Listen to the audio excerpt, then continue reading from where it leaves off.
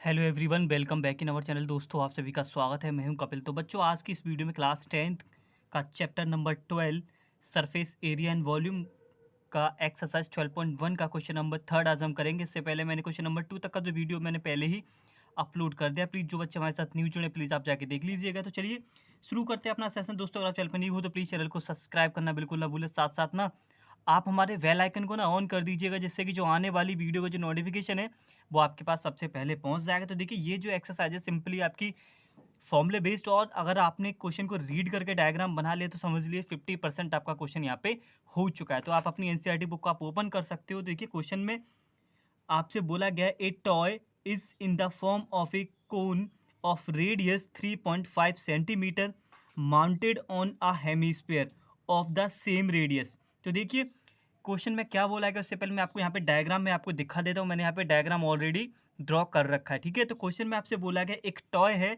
जो कि आपका कोन की शेप में है, इन द फॉर्म ऑफ ए कोन। कोन की शेप में आपका एक टॉय है जो कि माउंटेड है। किसके ऊपर रखा हुआ? माउंटेड का मतलब किसके ऊपर रखा हुआ है? वो आपका हेमीस्फीयर है। हेमीस्फीयर के ऊपर आपका कोन रखा हुआ है विद द सेम रेडियस।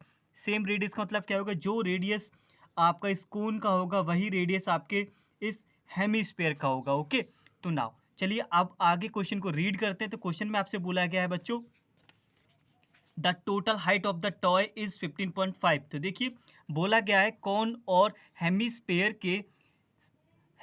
के कॉम्बिनेशन से जो आपका फिगर बना है, इस पूरे टॉय की जो लेंथ है वो आपकी 15.5 आपको दे रखी है, ठीक है। And find the total surface area of the toy. इस टॉय का जो भी आपका सरफेस एरिया होगा वो आपको यहाँ पे आपको बताना है। तो देखिए क्या करेंगे, टोटल सरफेस एरिया ऑफ इस फिगर का कैसे निकालेंगे? CSA of cone and CSA of hemisphere. तो देखिए लिखते हैं पहले,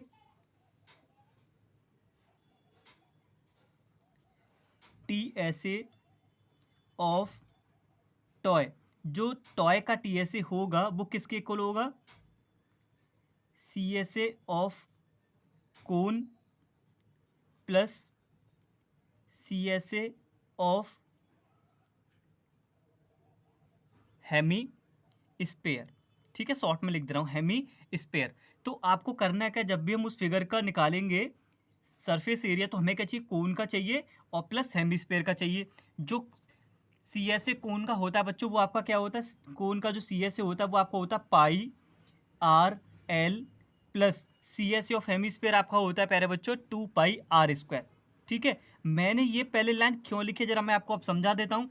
अब हमें यहाँ से ये पता लग गया, पाई का वैल्यू हमें मिल जाए। पाई का ऑलरेडी 22/7 दे रखा है। रेडियस ऑलरेडी 3.5 क्वेश्चन में गिवन है दोनों के लिए। अब हमें क्या चाहिए? एल चाहिए। एल क्या होता है? एल हमारा होता है स्लेंट हाइट। तो एल निकालेंगे। देखिए, यहाँ तो हमें कोई भी ज़रूरत नहीं है, आर हमारे पास है। सिर्फ अब वर्क होगा हमारा एल के लिए।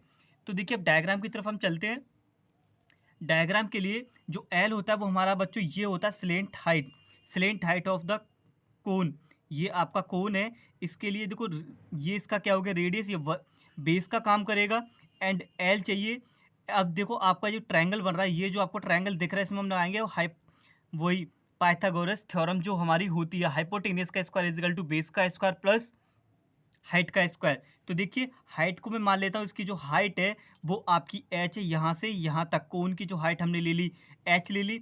स्लेंट हाइट हमारा l होता है और आपका रेडियस ये हो गया। देखिए, अगर ओवरऑल इसकी 15.5 है तो बाकी जो हाइट होगी किसकी? कोन की 12 हो जाएगी। तो देखो कैसे हो जाएगी, अगर यहाँ से यहाँ तक इसका रेडियस है तो इस पॉइंट से नीचे तक जो रेडियस होगा हेमीस्फीयर के लिए वो इसकी हाइट ही होगी। यानी कि हम बोल सकते हैं इस पॉइंट से लेकर यहाँ तक की जो लेंथ होगी वो 3.5 होगी। ओवरऑल आपका 15.5 है। 15.5 माइनस 3.5 वो आपकी हाइट निकल आएगी, यानी कि h। हाइट ऑफ कोन आपका हो जाएगा 15.5 minus 3.5।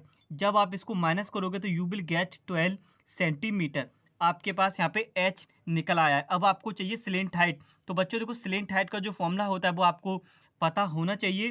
L is equal to √h² plus r² आपका होता है, ठीक है। h आपके पास आ गया 12 का स्क्वायर आपका होता है 144। जरा आप बताइए, जो रेडियस वहाँ पे दे रखा है, रेडियस आपको दे रखा है 5। अब इस 3.5 को क्या मैं 7/2 नहीं लिख सकता हूँ? बिल्कुल मैं इसको 7/2 लिख सकता हूँ। तो देखिए मैंने इजी बनाने के लिए मैंने इसको 7.2 लिखा हुआ। 7 का स्क्वायर 49 हो गया एंड 2 का स्क्वायर आपका हो गया 4। अब ये सब कुछ आपका चल रहा है अंडर रूट में, ठीक है। जब आप एलसीएम लोगे तो you will get 625 divided by 4 under root में। 625 आपका होता है 25 का 25/2। इसकी स्लेंट हाइट आ चुकी है, ठीक है। स्लेंट हाइट हमने यहाँ से निकाल लिया। नाउ अब रखेंगे सिर्फ जो आपको फॉर्मूला बना था pi r l plus 2 pi r square में, सारी वैल्यू रख देनी है। सॉल्व करने के बाद आपको इस जो फिगर बना है आपका टॉय है उसका एरिया आपका निकल आएगा। तो देखिए मैं यहाँ पे इसको पुट करता हूँ, अब देख लीजिए किस तरीके से आपको करना है। तो देखिए मैंने कंप्लीट सॉल्यूशन यहाँ पे कर दिया है, ज़्यादा मैं आपका टाइम वेस्ट करूंगा नहीं।